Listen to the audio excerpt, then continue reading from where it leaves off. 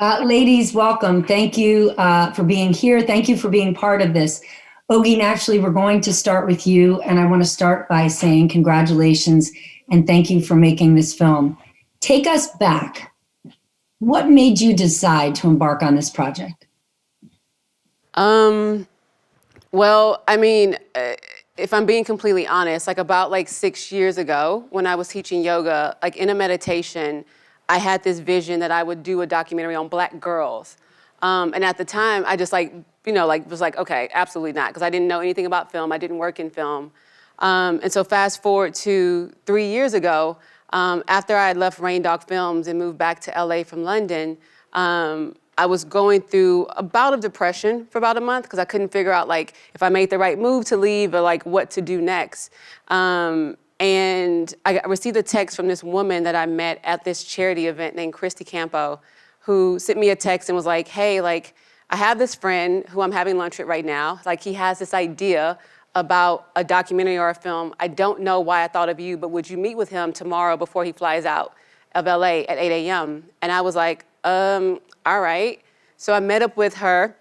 Well, I met up with him. I go to the peninsula, and it's this guy named Michael Myers. And I walk into the meeting, and I'm thinking oh, it's a middle-aged white guy. And I'm like, you want to do a film about Black people? Okay. So I go and I sit down with him at the meeting, and I'm like, okay, what's your vision?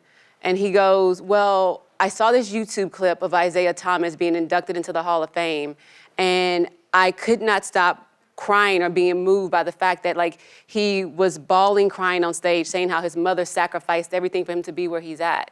And so he was like, I realized that there has never been anything made to celebrate Black mothers.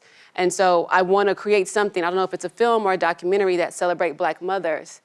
And I was like, okay, that's interesting, but is there a different reason why? There has to be more to the story. And he was like, no, that's it. That moved me to want to create this. And so I was like, well, if I'm gonna make it, and I'm still thinking he wants me to produce it because I've never directed before in my life. If I'm to make it and pitch you an idea, I would want to celebrate Black women because I think that they're Black women before they're Black mothers. And so I was like, I can pitch you an idea on that, and if you like it, we can go from there. And he was like, all right, pitch me the idea, and if I like it, I'll fully fund the project. And so I was like, okay, but I'm still thinking, I'm gonna find a director, I'm gonna find a team, and I'm gonna produce it and put it together. And so a few days passed, and I sent him an email where I'm pitching him the idea of okay, this is what I want to do. And he calls me, and he's like, all right, I want you to go make it. I will fully fund this project. How much money do you need to go make it?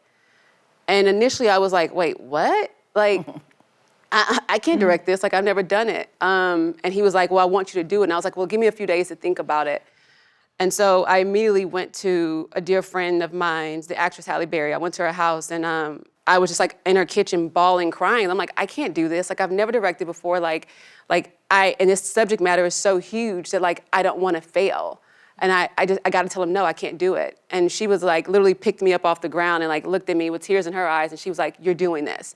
If I have to put my full team behind you, you're going to do this. There's so many men, white men in this town who have never directed before, who get this opportunity to go and do it, and they do it and they fuck it up, or they do it and they do a great job. But she was like, you're doing this. So just know you have the full support of me and my team behind you, and we won't let you fail. And so she was like, call him now and tell him yes. And so that's how it started. But how unusual and extraordinary is that?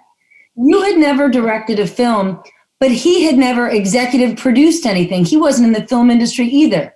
So here the two of you are, this complete unlikely pairing. You embark on this journey together, and now here all of us are sitting amidst this, one of the most important moments in our lifetimes in terms of racial injustice, and the film is being released. How surreal is all of this for you? We were just talking about this earlier before we started filming. It still doesn't seem real. It hasn't hit me yet.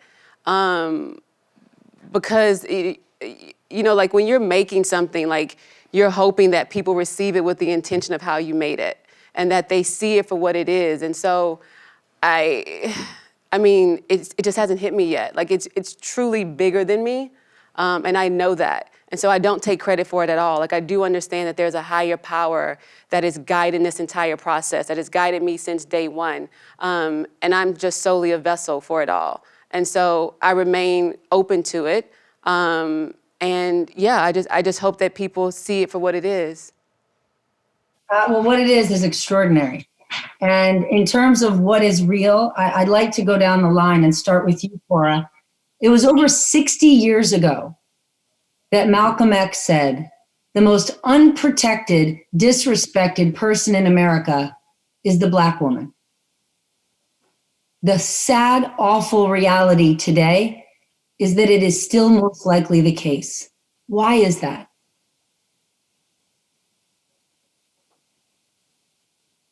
The Black woman has never had the opportunity that the others have had, and she's still struggling for that opportunity, for her life to be equal.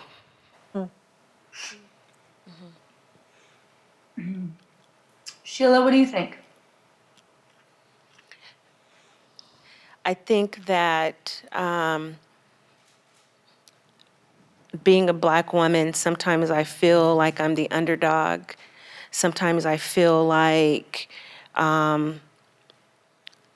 everyone else is more important, that I am the least important individual.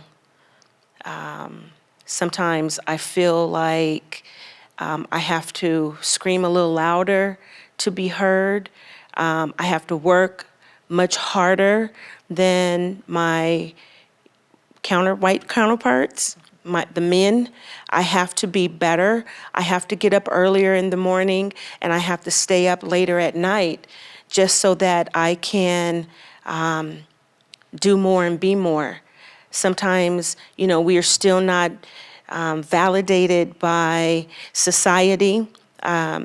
We have a Black woman that has been in the White House, who has been the First Lady of the United States and has done it with such grace and such dignity and such intelligence, yet she still is not enough. So at this point, I really don't care anymore about what anybody thinks about the Black woman, because we're phenomenal, we're powerful, and an amazing Black woman put this film together.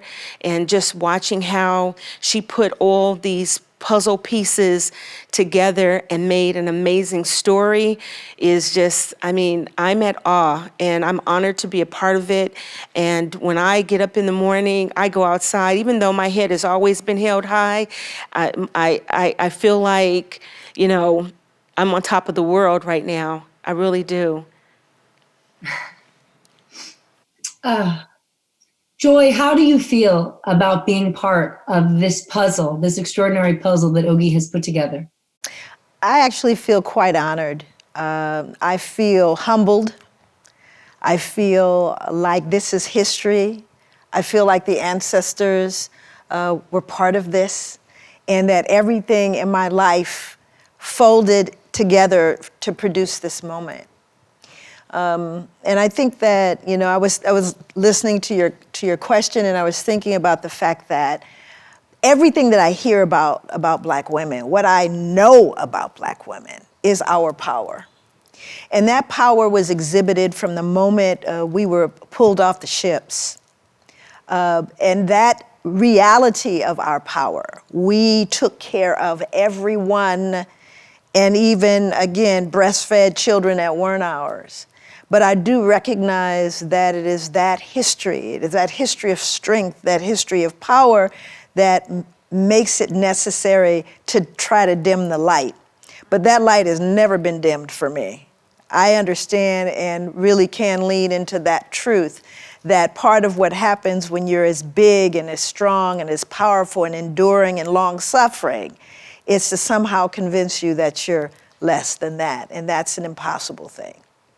But why has that power and that resilience never been rewarded with opportunity? It's logical.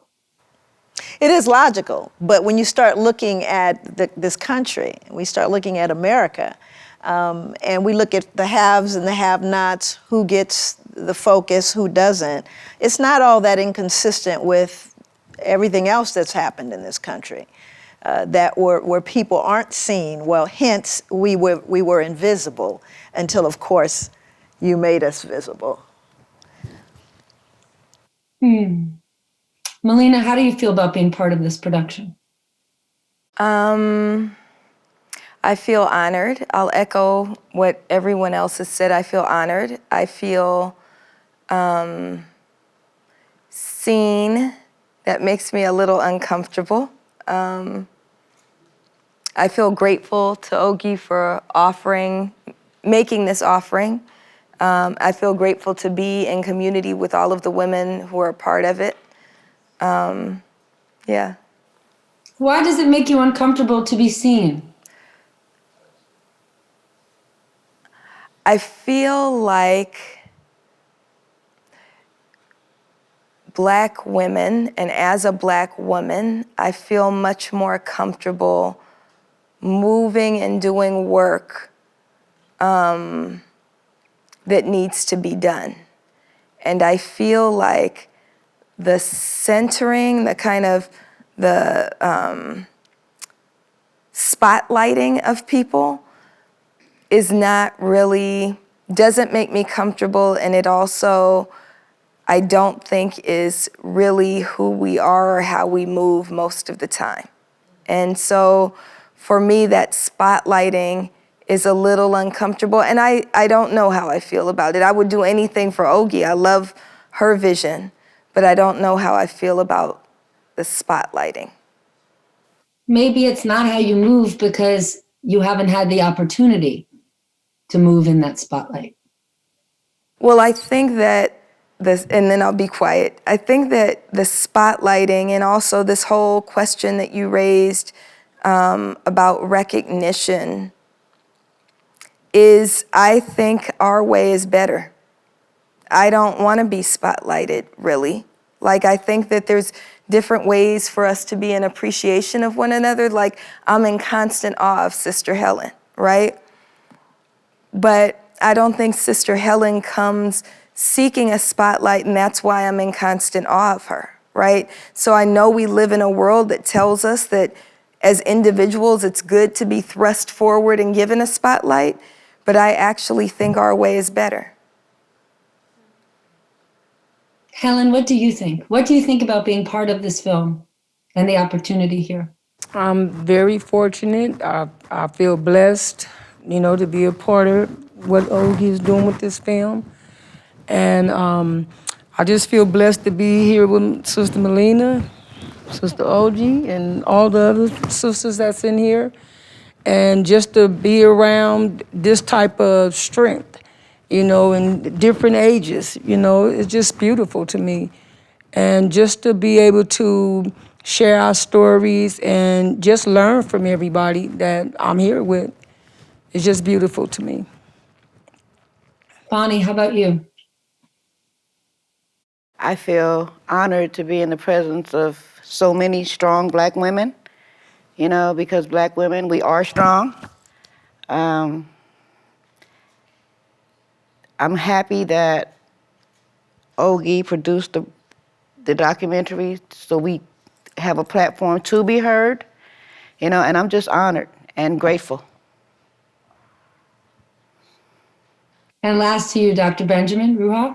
Yeah, I'm so thrilled to be with everyone. And I echo just the feeling of this being a collective sort of win, a collective celebration, that it's not about any one of us. One of my favorite proverbs is, I am because we are because I am. And so just sharing in that collective presence. And to the question of why our power has not then yielded opportunity or yielded advancement, I think in part it's because our power is a threat, because it sheds light on the lie of white supremacy and patriarchy. If those were truths, then our power would have been dimmed.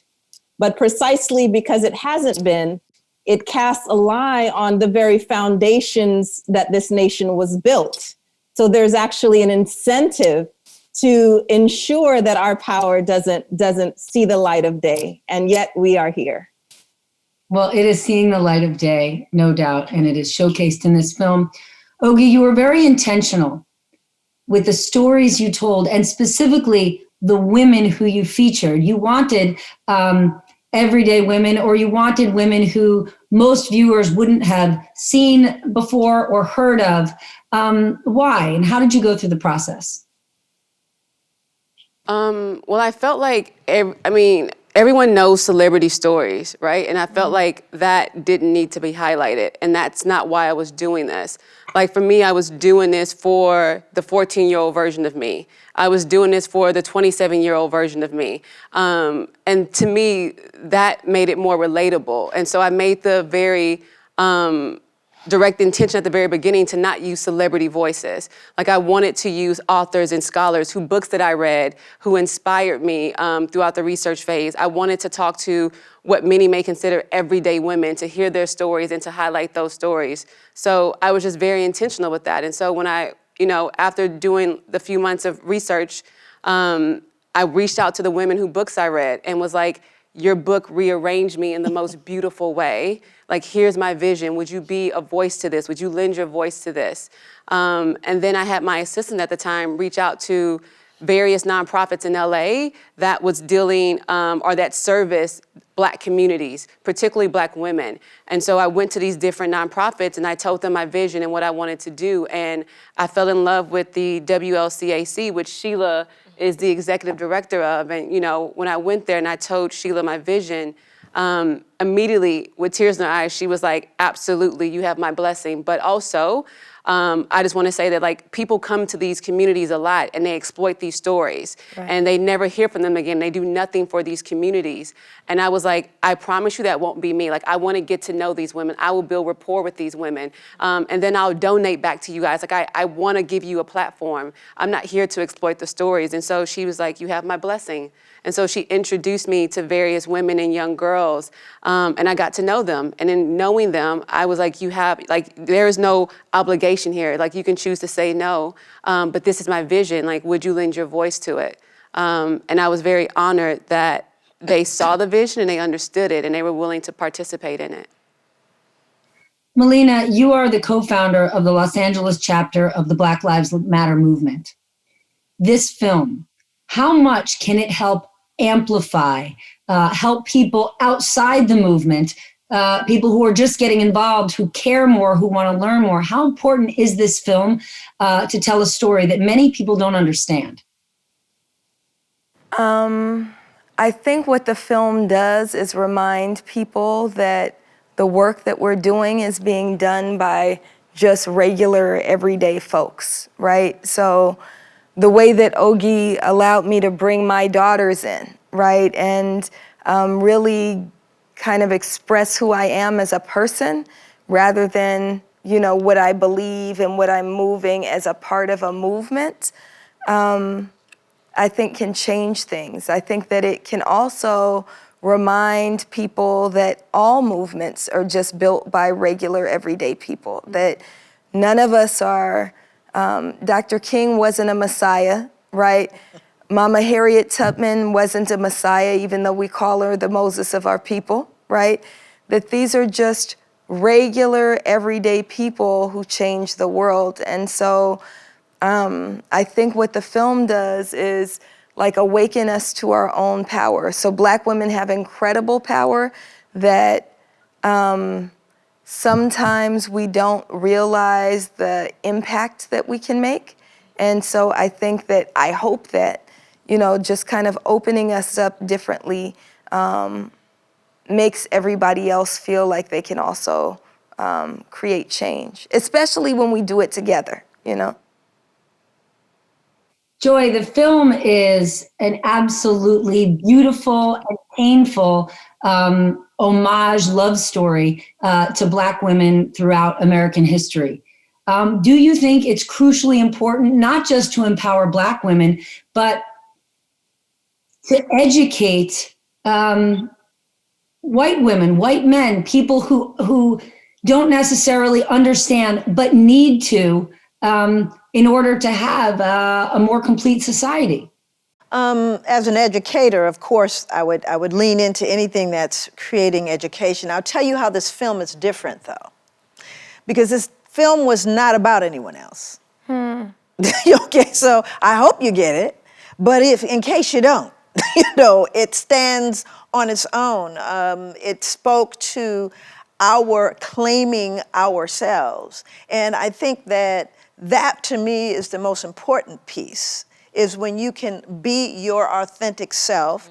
So many of us, and I'm sure my sisters here, have had to be in environments where you just, they want you to tone down your blackness or tone down your, Absolutely. all of those things. And what this film did was it let people know who we really are. And that we're not going to apologize for that. And I don't know that it's my responsibility to get you to understand and embrace that, okay? And what I mean by that is we've spent so much time asking and hoping instead of being. And this film is about us being and allowing the world to peer in.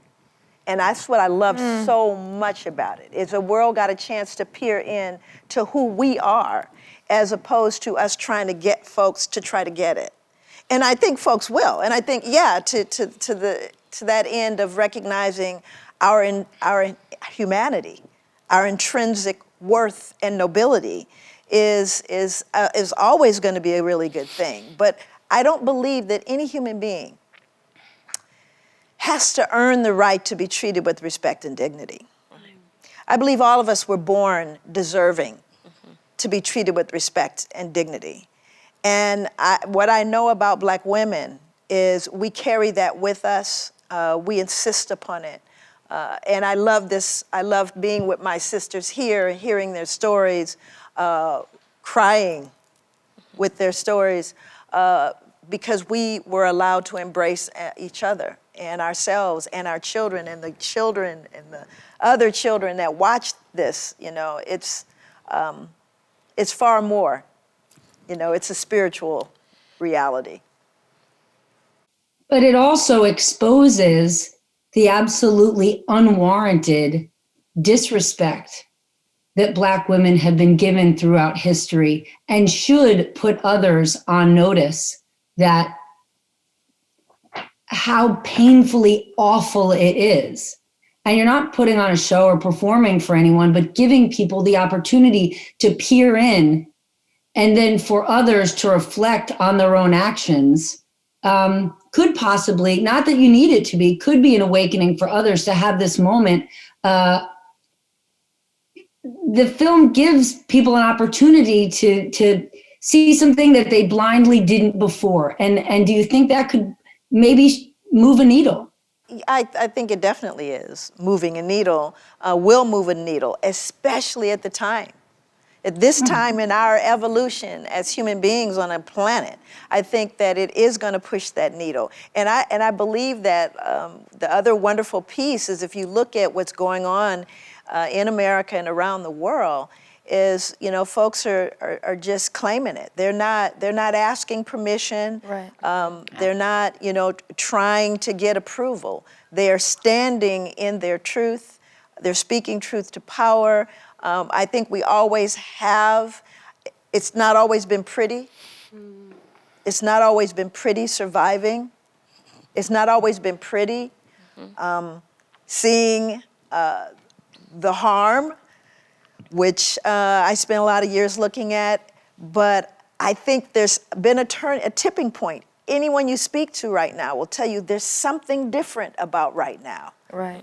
There's something different. It's not, like I used to say to people all the time, no disrespect. I'm not sitting down, I'm not singing, I'm not walking, I'm not asking any of that. And if you start looking at the transformation of even protests right now, you see a very different thing emerging that I think is causing global change. And I know that for certain, Black women are a huge part of that. I see you nodding, Ruha. You agree, yes? Absolutely. I mean, everything co-signing, it feels like the lights have been turned all the way on. And this film is part of that, where some things have just become undeniable, but the power of storytelling when the lights are on, I can't over, state, is that, I work in the land of data and statistics and research, and people have been drumming home many of the issues and points in terms of the treatment of Black people, of Black women, through a more empirical sort of intellectual route. But one of the things that we find is that we can present people with the data all day and night, but they put their own stories over that data, and they often distort what that data means with faulty stories. And so stories are as important, if not more important, than the statistics, than the data, because of how narrative actually can shape what meaning we take away from that data. So this film and the power of storytelling is playing a huge role in what everyone is seeing now that the lights are on. Wow. Cora, your story, when you came on screen and you gave this definition of living to you, or in your words, is to touch someone's life. To me, that statement, that sentiment was just so extraordinary. This film is clearly touching people's lives. Has it touched yours? Yes, yes. In many ways, it has touched my life. It has given me that understanding that they got to realize that we are all created equal, wonderfully made, and beautifully made by God. And it has changed me. I feel so proud and honored to be part of this. I thank God for always asking me to be a part of this. It has enlightened my life, which I have had a very nice, long life, and I'm still not tired yet. It has been very inspiring to me and very enlightening to me.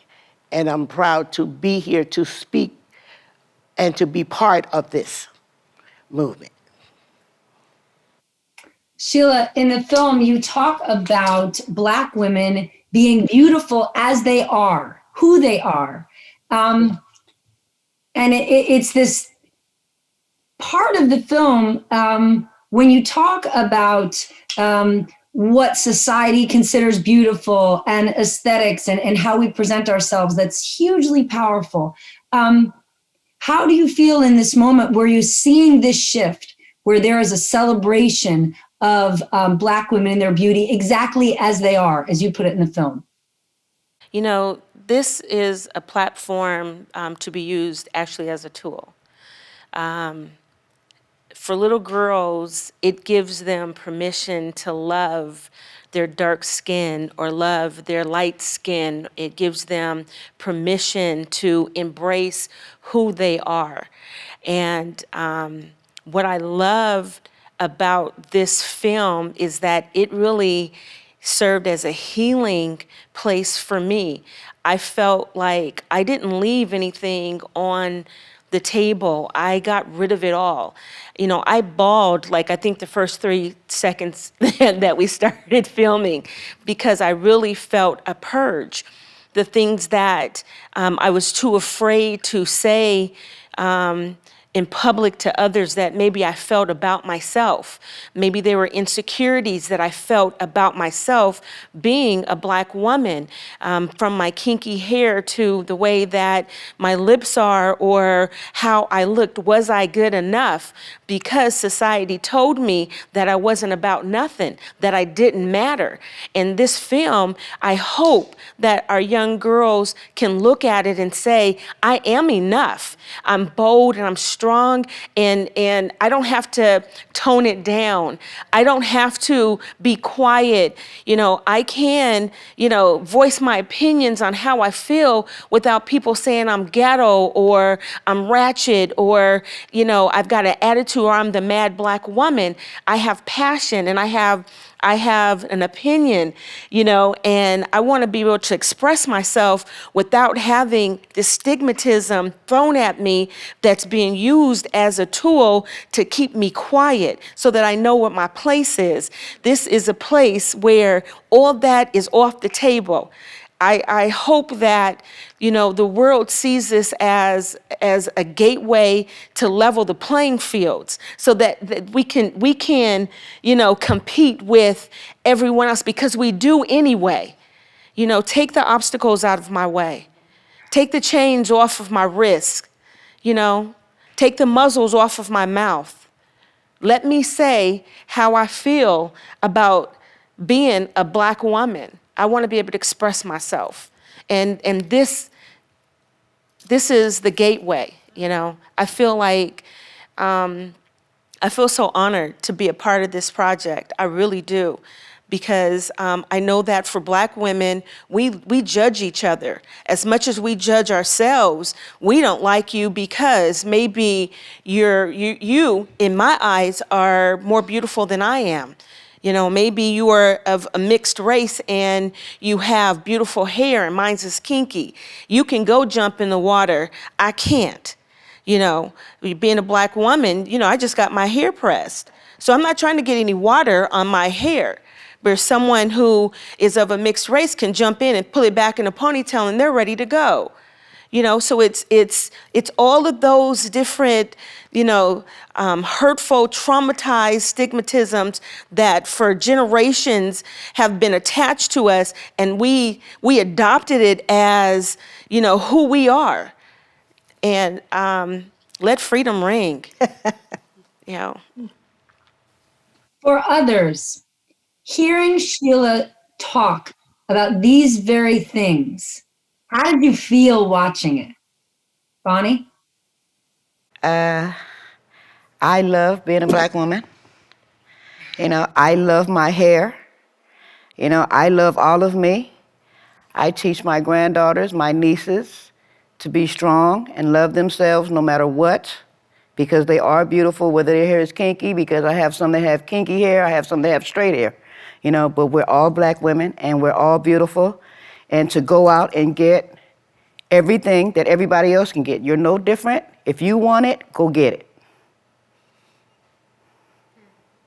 And for me, when I hear, especially when we start getting real about the colorism, about all of the hierarchies that we internalize and then perpetuate, that's when I know that we're not speaking with the white gaze in mind, with white people in mind, where we have to hide that conversation. That's how I know that it's a real conversation, because part of our healing is being able to deal with the way that we hurt each other.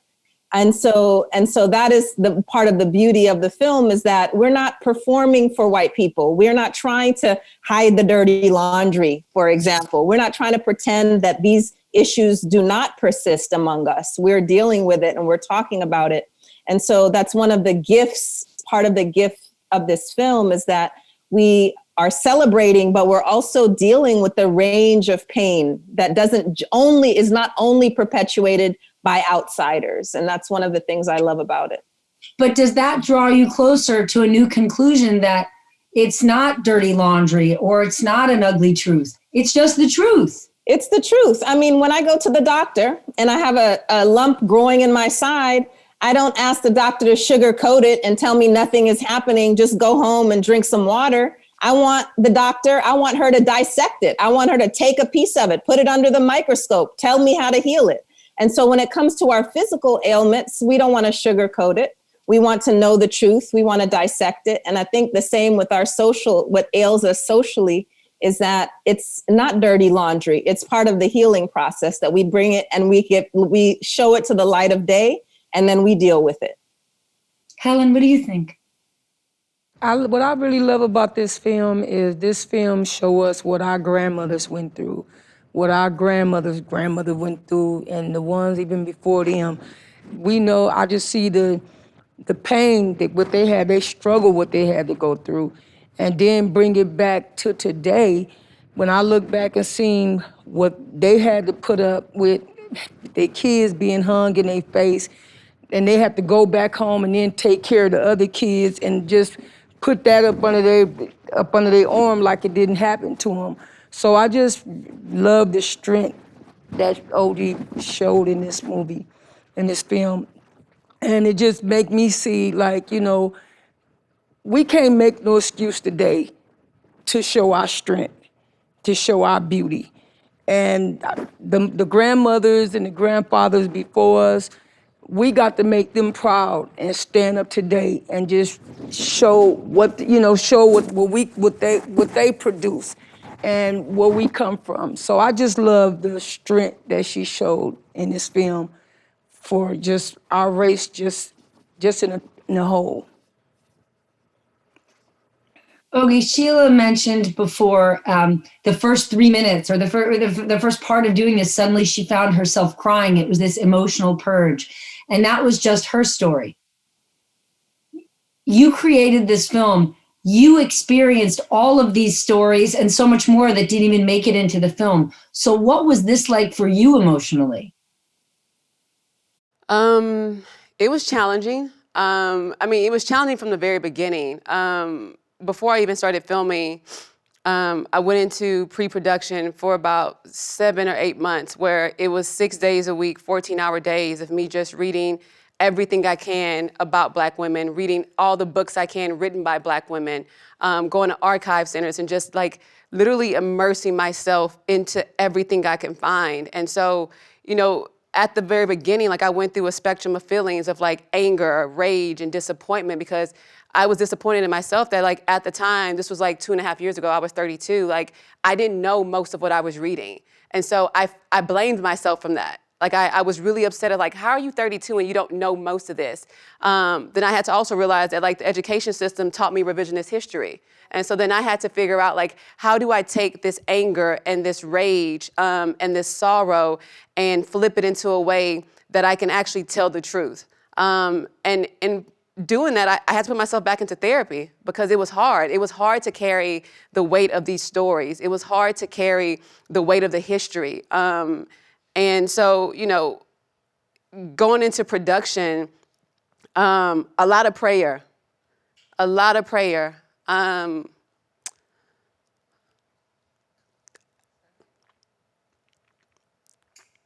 Dr. Ruha, in the film, you talk about how Black women, they're often taught this, but they try to make themselves small or quiet or unnoticed because they don't want to draw negative attention. But in doing so, they don't get the opportunity to realize their full potential. Do you see that changing now? I certainly do. I see it with my students all the time. And the way that they just move through the world, the way that many of them are not as sort of attached to the controlling images, the stereotypes, because these stereotypes, like if you're trying to avoid being the angry Black woman, by avoiding doing that, you are also being controlled by it. So you might avoid being labeled that, but then it's also shaping you. And I see my students many of them are willing to express their anger because they understand that anger is fuel.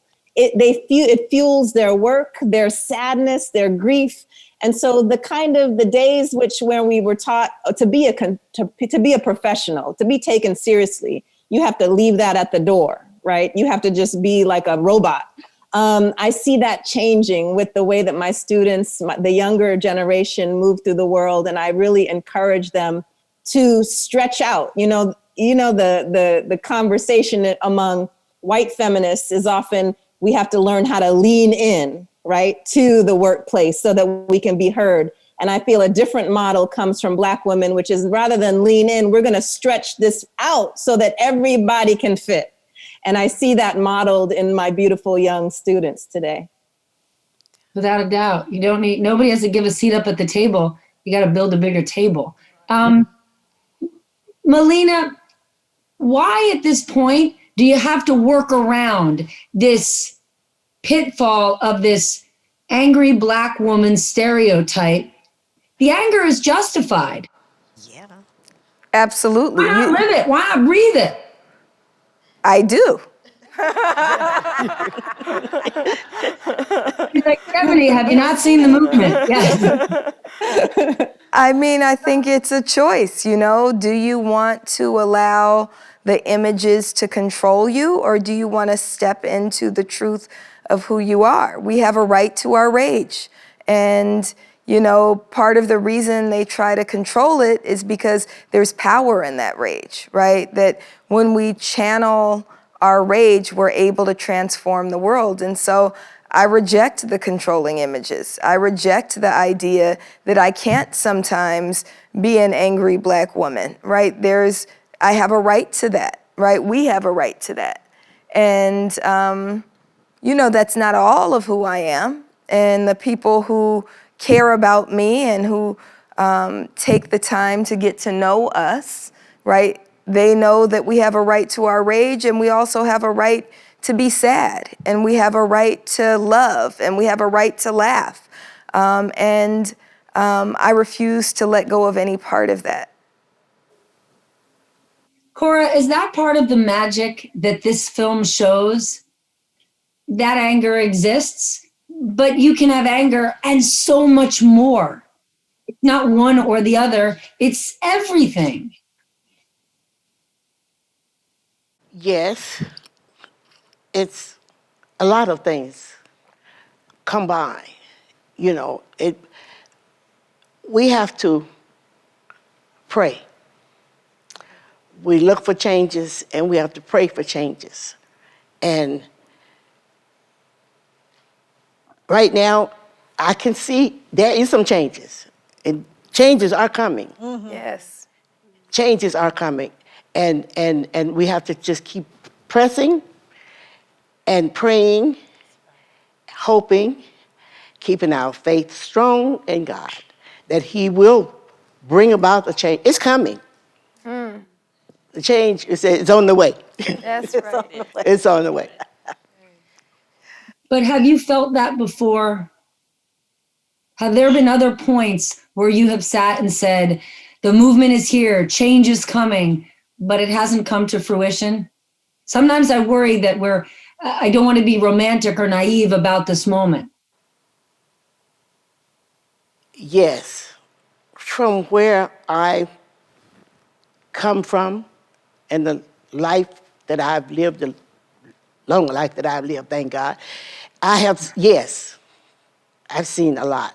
And it's better, and it's getting better. And I'm just praying for our young people that they will grab a hold of it and continue to run with it to make this a better place for them, our young people. I have 16 great grandkids, and I try to tell them every day to learn what you can, do what you can while you're young. Learn all you can, because you're gonna need it. You're gonna need it, and you're gonna have to fight for it. So you have to be strong. So we just have to keep praying.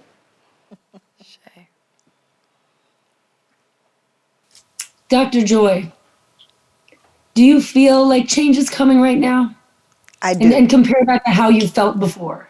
Oh, no, I do. I absolutely do. And I think that, as I listen to everyone, and there's a theme about our children. Mm-hmm. You know, there's something about our children and our grandchildren. My daughter, who's in her 40s, said to me, she was sharing with me, and I want to speak to this whole idea of change, because I saw it in my daughter, right? She had an experience where she had long locks, and she was a manager in this program. They're saying, you need to be more assertive. You need to go out there and say, hello, my name is. And that's just not how she kind of rolls, but she's trying to, in this dominated white kind of environment. So she kind of, tries to accommodate that. And a white man runs his hands through her hair, a stranger, right? And he goes, I thought, he said, I guess at that point, I don't even remember what she told me, because the other Joy showed up. Okay, and so for me, Hold up. Who's the other Joy? that's the South Central Joy showed up. And what I mean by that is, and it's really important because that's what I want to speak to, because I was like ready to take the earrings off, right? I was like enraged. And my daughter looked at me, she goes, I got this. She goes, and Mom, I want to thank you for not giving me your injury, because that did not hurt me. What does that mean? That means that for me, and even now when I even recount the story, I can still want to, but for her, the good news is what I'm seeing in the change is in the healing. She goes, Mom, it didn't hurt me. But even though it didn't hurt her, it hurt me. And that speaks to my experience and my trauma and my world, which is authentic and real for me. I'm not ashamed of that. I get that. While we were all sitting here, I was thinking about my own mother who is gone and how proud she would be of this film. Yeah. I delight when I think about my mother's face and what she would think, looking at me and looking at all of the women here. And I know that she would be so pleased because I was able to take it a little further than she could. And I'm watching my daughter take it further than I can. And Ruha, who I love, taking it even further. That's the change, you see. The change is an internal change. And once you come to that realization of who you are, nothing in the world can stop you. And that's the change I see. So I know it's going to happen. I know it is happening. It's in our DNA. Ruha, what do you think? Woo.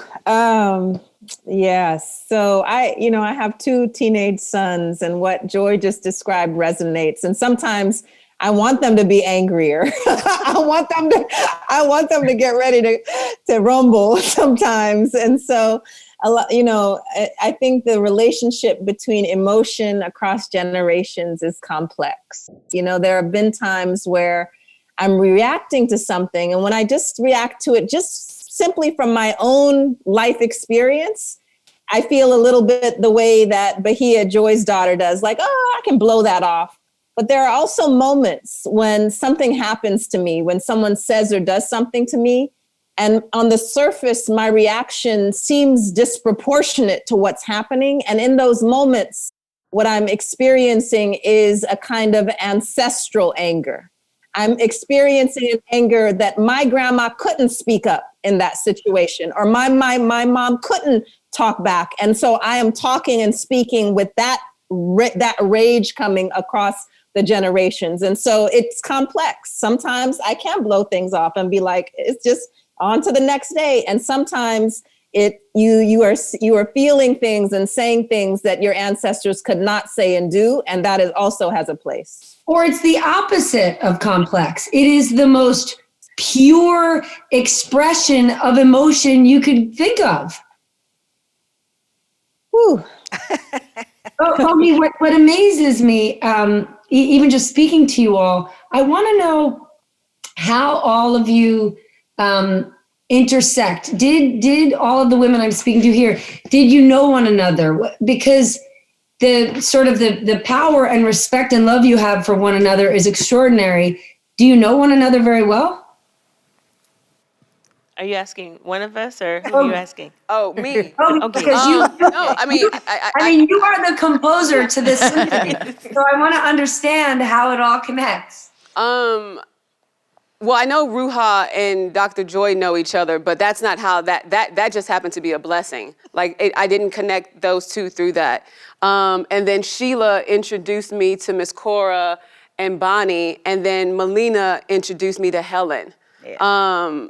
And so this is the first time that we're all collectively in the same space together, sans Ruha being in on the East Coast. But no, so there's pockets of people who knew each other, but this is the first time that we're all sitting together collectively.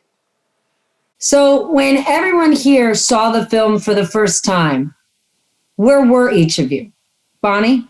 We were at the premiere, the screening. We did a private screening. Yeah. Private screening, when I first saw it.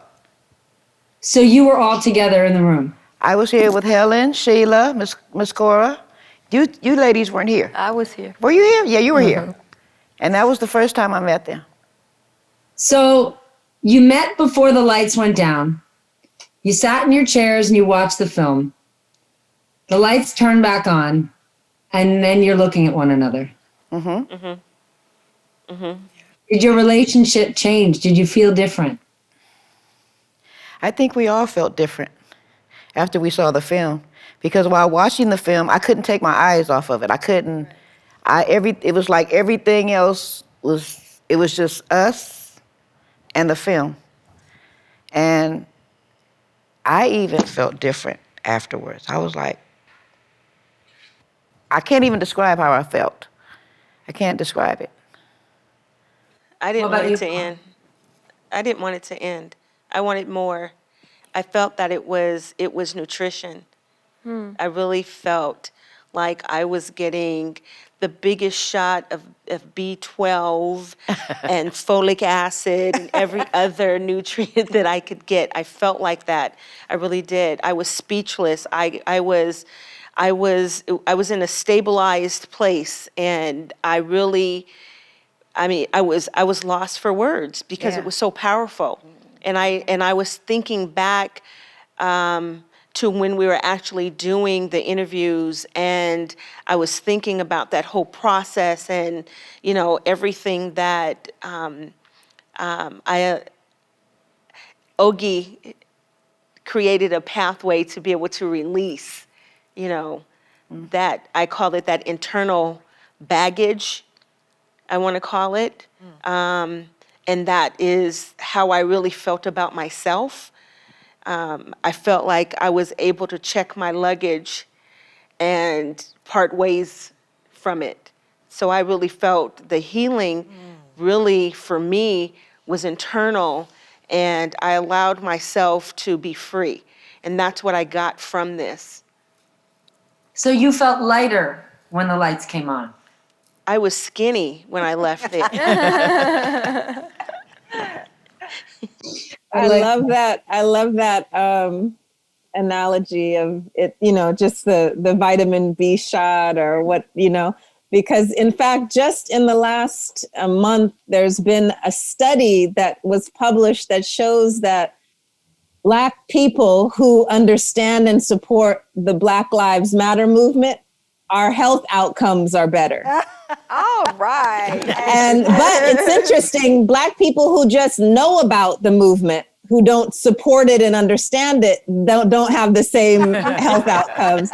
And so in many ways, we're talking about healing is not just metaphorical, it's not just emotional. This study is about the physical health benefits of being in movement with one another. And I think that this film is going to contribute not just to emotional healing, spiritual healing, but it is going to feel like a boost of vitamin C. But is that because, as being part of that movement actively, you're not carrying that trauma?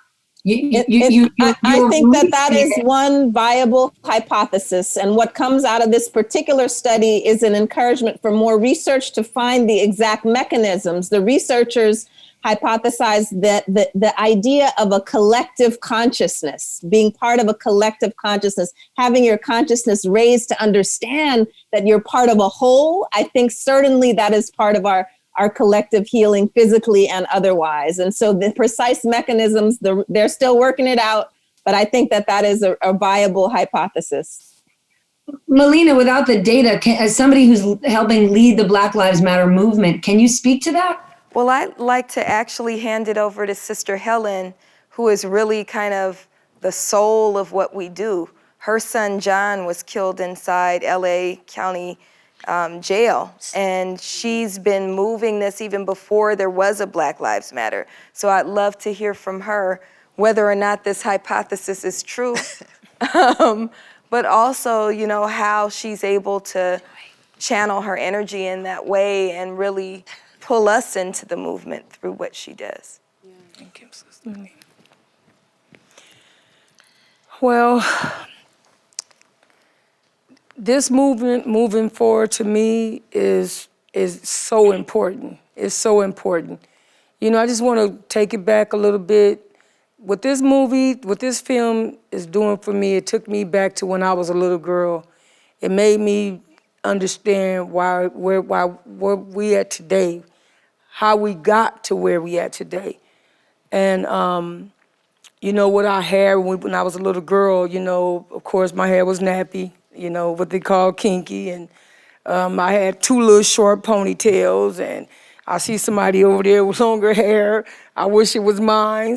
And, and coming up as a teenager, I embraced my blackness. I embraced my hair. So, because that's all we had when we was teenagers. We didn't have weaves. We didn't have extensions. We wasn't introduced to that yet.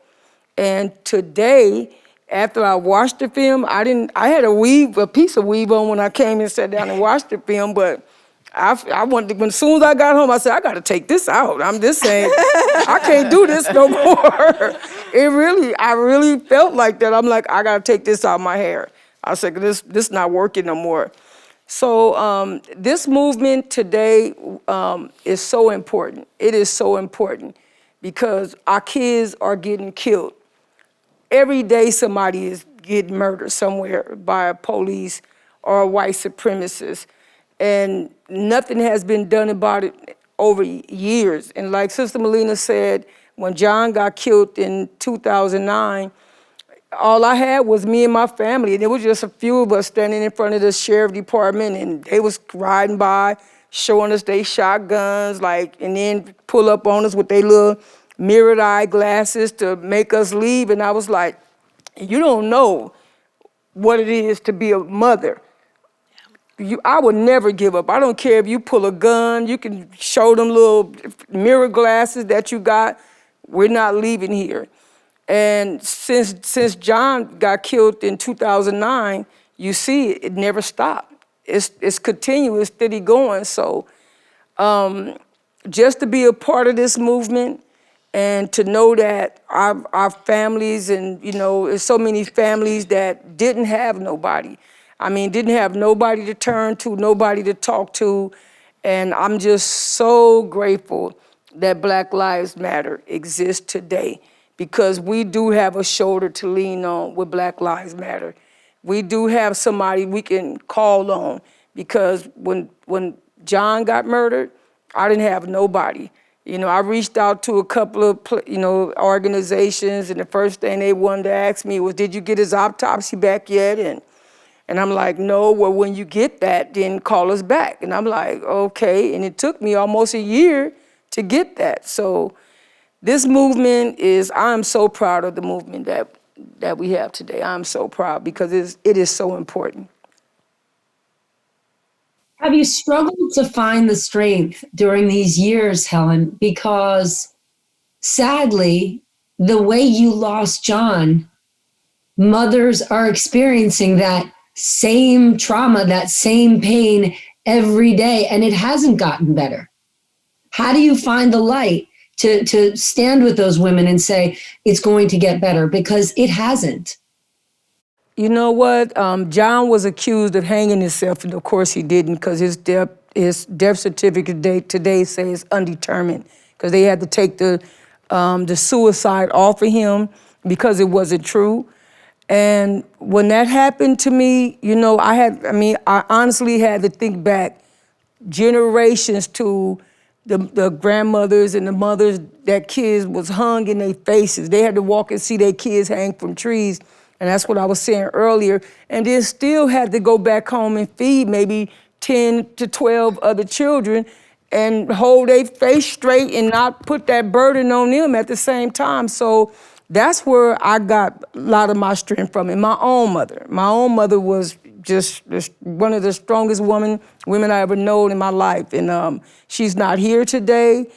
And she was the first person I cried out to. And it was nothing I could do because she was gone, but that was the first person I cried out to. I just really needed a hug from her. And just going back to, thinking back to what all our ancestors went through. And I said, Helen, if they can go home and still take care of the rest of their family after watching their kids get whipped and beat in their face, then you better stand up too. you better stand up. You don't have no excuse. So I've leaned on their strength from years ago, and that's what helped me carry on to this day. And the help for Black Lives Matter and all the other families that's banding together to make this change happen. Wow. Oh, what an amazing woman. And that's why she's the soul of the movement. That's why she's the soul of the movement, right? That is why. Yes. Like hearing Helen's story when I met Helen through Melina, because after I offered Melina to help be a voice in this story, Melina was like, there's someone you should meet. Like there's someone that you should meet that inspires me and that moves me. And I was like, okay, like whoever you tell me to meet, like of course I'll meet him. And so then I met Helen. And I remember when I sat down with her and I called her and she told me her story, like I made a commitment to her that I would use every platform I have to help her get justice for her son.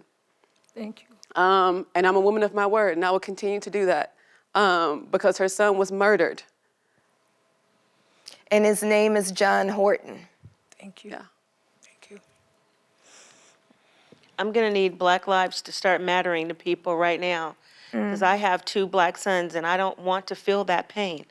I can't even imagine how, and I don't want to imagine how that feeling, how that feels to lose your child.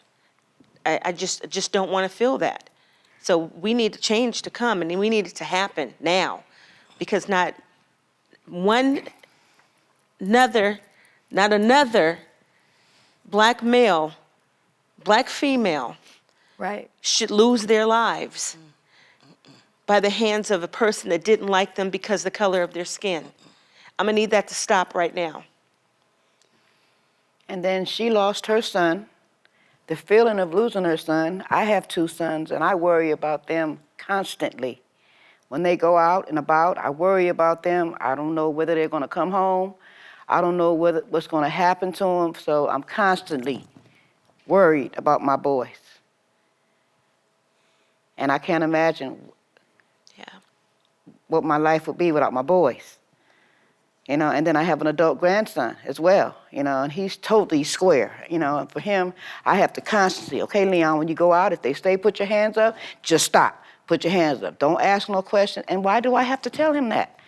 Every time he leaves the house, why do I have to stress every day that they're gone? I don't know whether they're gonna come home from work. I don't know if they go out to a party, whether they're gonna make it home. It's just constant worry about my boys.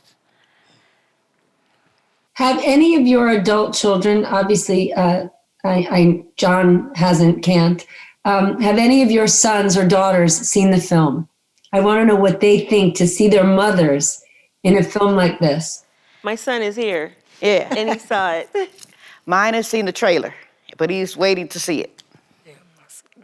Aren't you excited? I'm so right? As a excited. mother, Yeah. you know, your kids, even your adult kids, you know, they see you differently when they're your mom, but you're all just so extraordinary and beautiful in this film.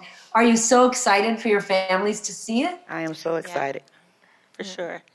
This is history. Yeah. It's history. I never seen it. And God forbid, if I don't wake up in the morning, I did something great. Yes. And I was a part of something that was so amazing, you know. And with Melina, with the Black Lives Matter, I just think she's phenomenal. I really do. I have so much respect for her. Yes. And every time I see her, I'm like, I know that woman. You know, I know someone of greatness. You know, it's just, I mean, yeah.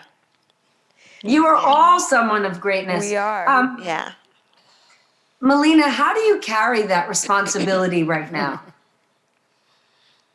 I think I do a lot of what Oge does. I spend a lot of time in prayer and try to kind of submit myself to a constant state of prayer. So I pray that the words that I speak, that the steps that I take, that the actions that I engage in are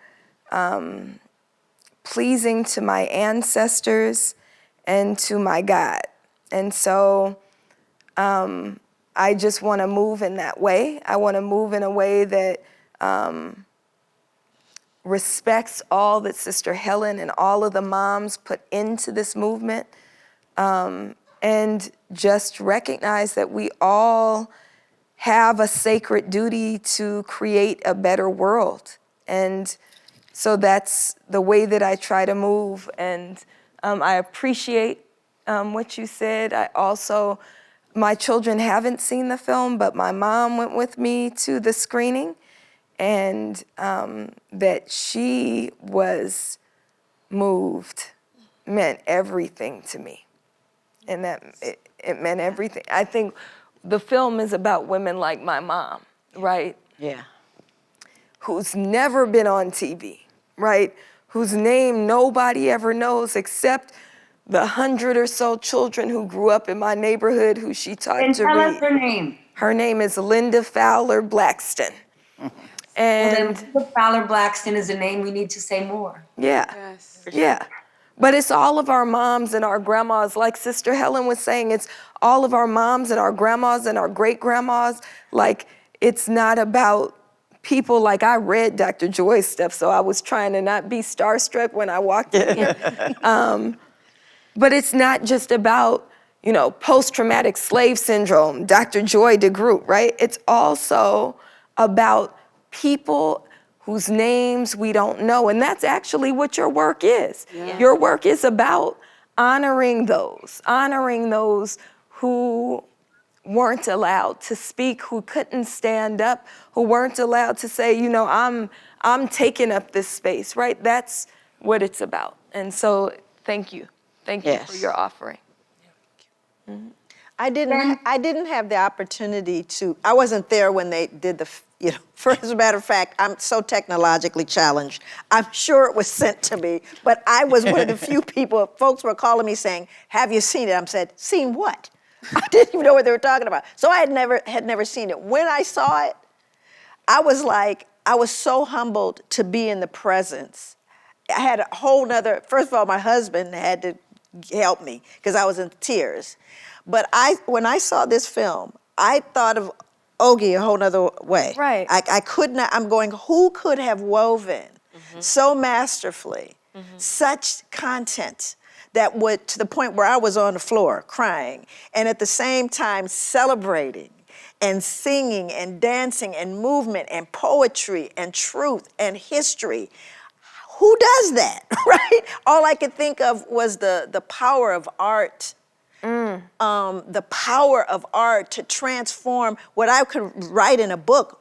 What this film will do in terms of moving and touching people and engaging people and inspiring people, that is art. That is beauty and that is grace.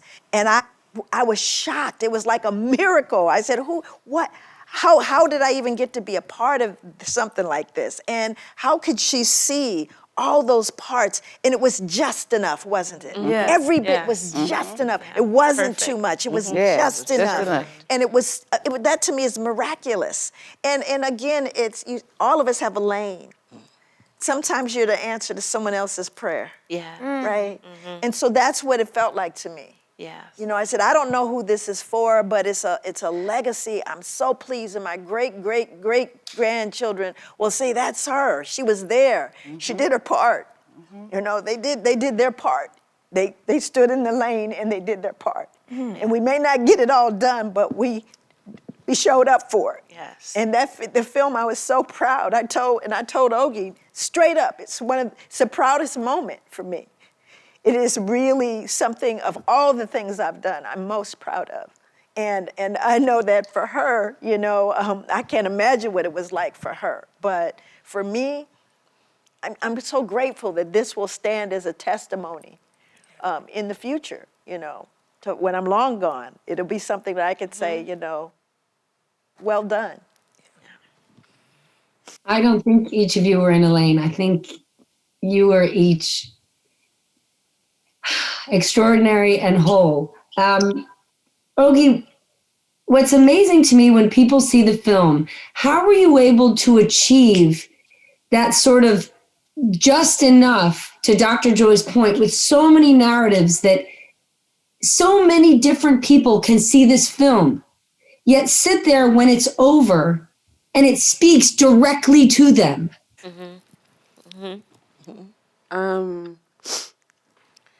I don't have an answer for that because what I've relayed to these women and like my team who was part of production and post all know that, and even in pre-production, every day before I start, I set an intention, and the intention was always the same. And it was that whatever higher power, like whatever name is on the door for you, whether that be God, Buddha, Allah, Krishna, or whatever name is on the door for you, I just asked that it allow me to be a vessel. Right. Because I understood that this wasn't about me and that this was bigger than me. And so that was the intention that we collectively set every day with anybody that was a part of this project. And so through meditation and a lot of prayer, I allowed myself to get out of the way and just allow myself to just be a vessel to creating this. All I know that is that I wanted to create something that held reverence for Black women, and I wanted it to feel like a meditation. I wanted it to feel like a love letter. And so I just thought about the different ways that a love letter could feel like. I was like, oh, like you could feel it in music, you can feel it in poetry, you can feel it in art. And so I wanted to throw all those elements into this so that it's not just a talking head documentary, because it's bigger than a documentary. This is, to me, this is just the beginning. Like I kind of see it as like a think piece. I see it as a meditation. It's not just a documentary. And I think to just label it that shrinks it in a way. So, I mean, I just had to open myself up and just allow myself to be a vessel to this process. And I will continue to do that throughout it. Bonnie, I do want to ask you, there's this moment in the film where you talk about, you know, when people say, oh, slavery was a big deal, but it was 200 years ago, get over it. We talk about that person or that identity that says that all the time, and how do we solve for that? Is the answer, why are we solving for that? Let's just get over that person and move past them. There's nothing to solve with them. I don't think that we'll ever get over the fact of slavery and how we were treated. And it's something, my mom was born in 1924.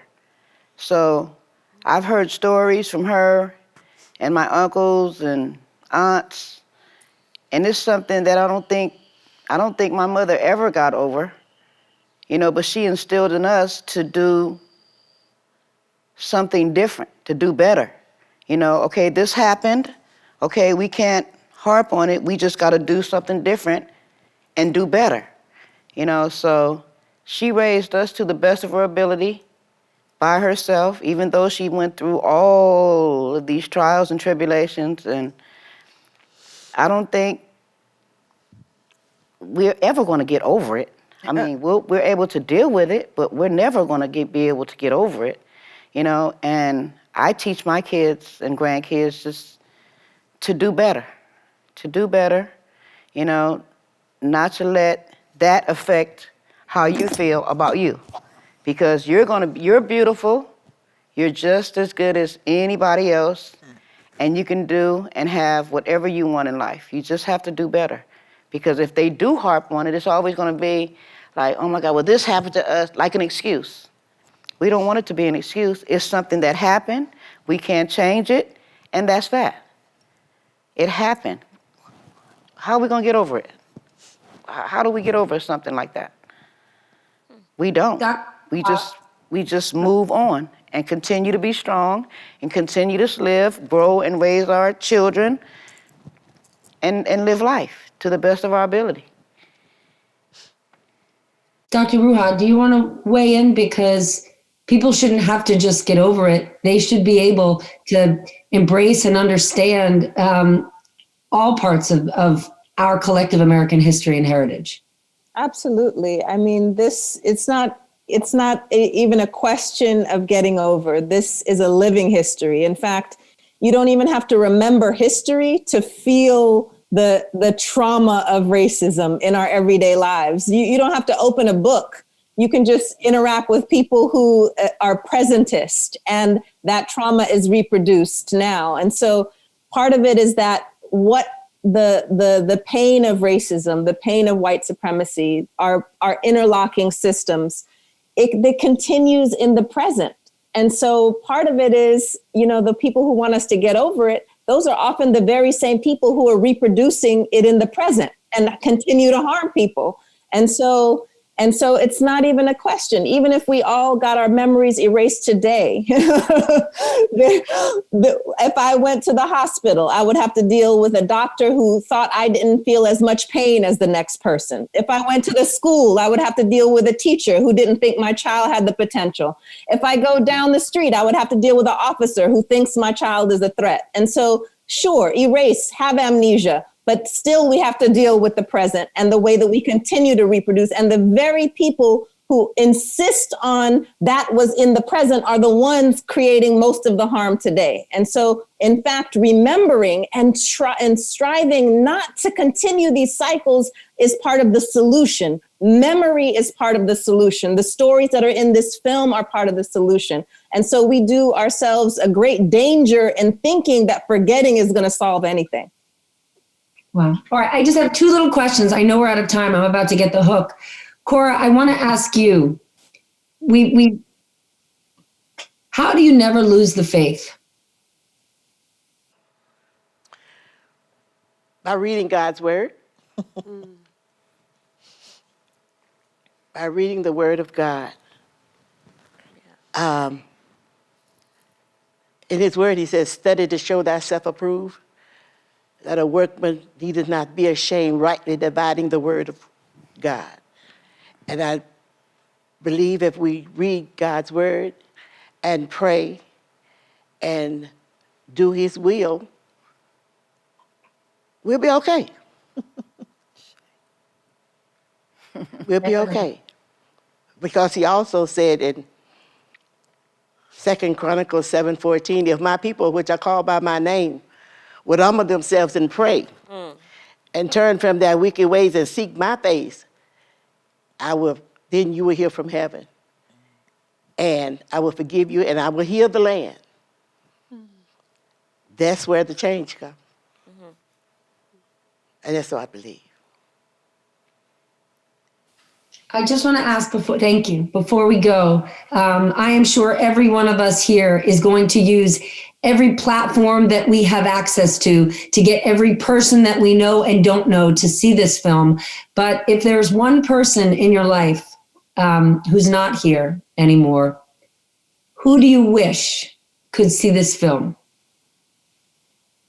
Sheila? Oh, gosh.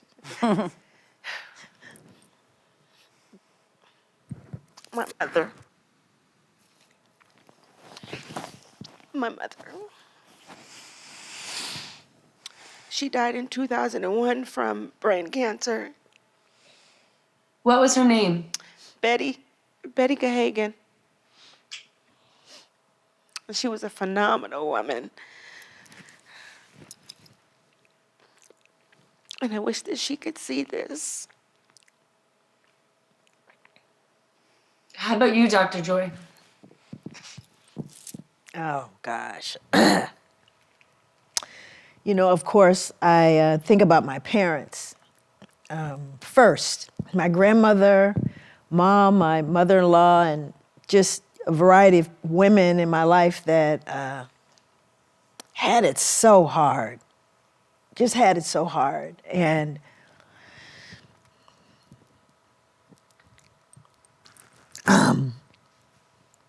I want them to know we're okay.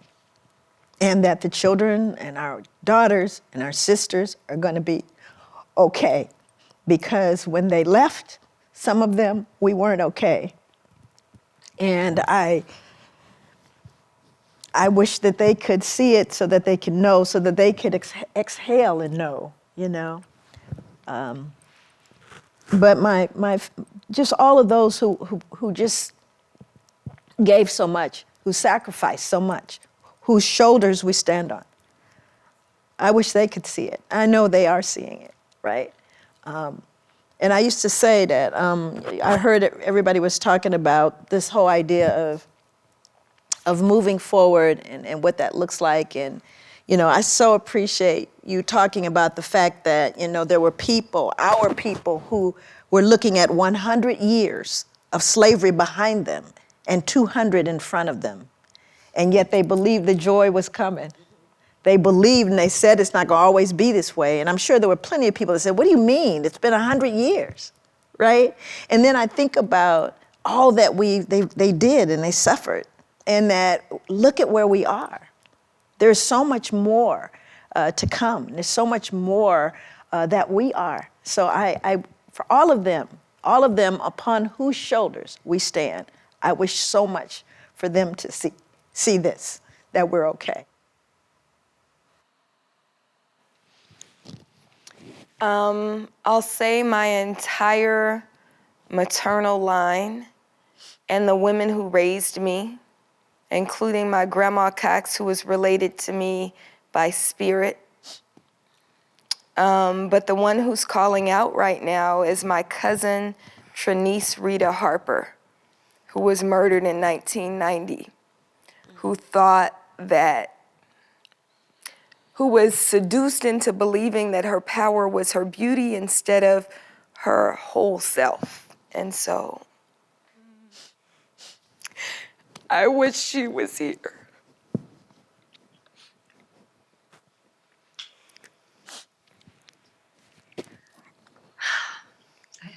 Bonnie, how about you? My mom. She died in 2011. She was 87 years old. Her name is Catherine.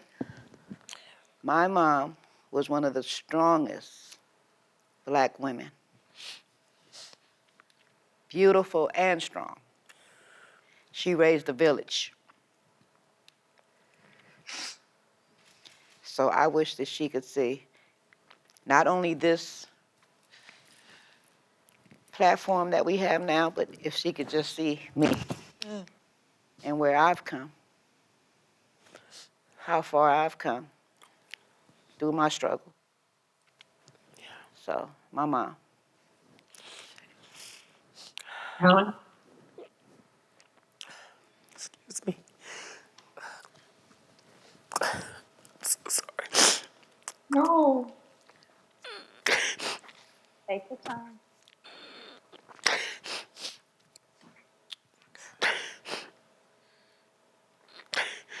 I'm sorry. No, don't apologize. Of course, my mother. No, I watched my mother die right in front of my face, take her last breath. She was only 60 years old. And she died of cancer that spread all over her body. And I also lost a sister. She got hit by a car in 92, and she left 5 kids. And she got hit right in front of me in her apartment building, and we was living next door to each other, raising our kids together.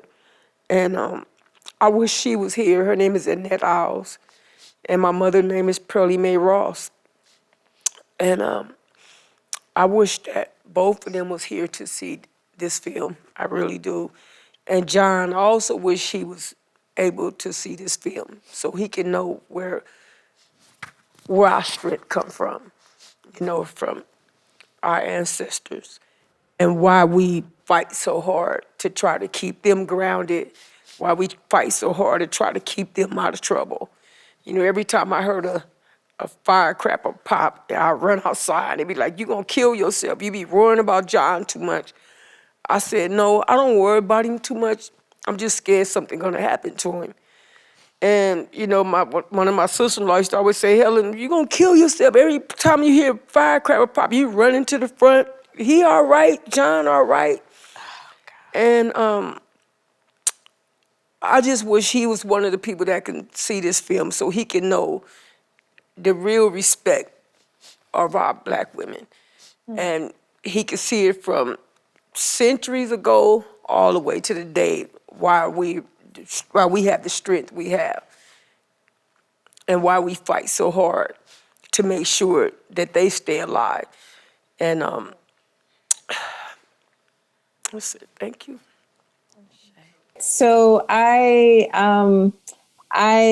wish that my grandmother, my paternal grandmother, Paulitha V. White, who moved to Los Angeles in the late 40s from Arkansas and Texas and settled off of Crenshaw and 48th and raised my dad and his sisters and my brother and I.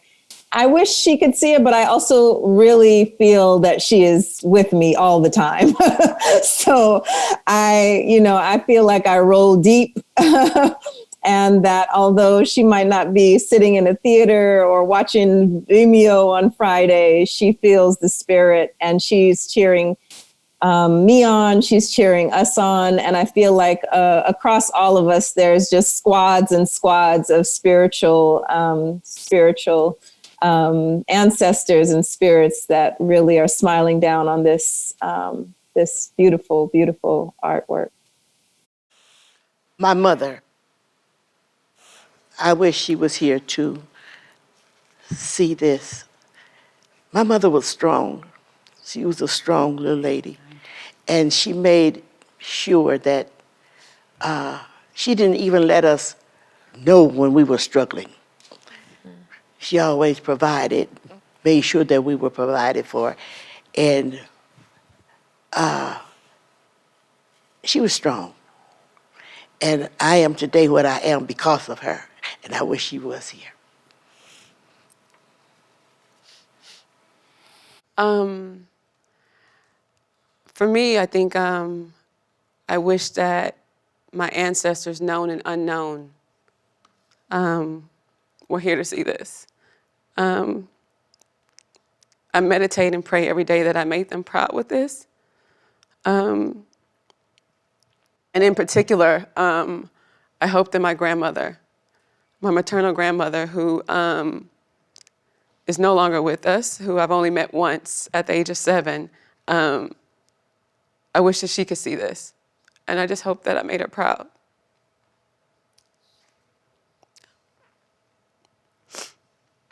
I just have one last question to you, Oge. And again, thank you. For me, 9 months ago on a Sunday morning at 7 a.m., when a 55-year-old white guy who's not a husband, not a dad, but who's an incredibly kind, amazing friend, called me at 7 a.m. and said, I want you to meet this woman. She's doing this film project with me. I never would have imagined it was you, and it was this unbelievable project. And you say you're a vessel for this.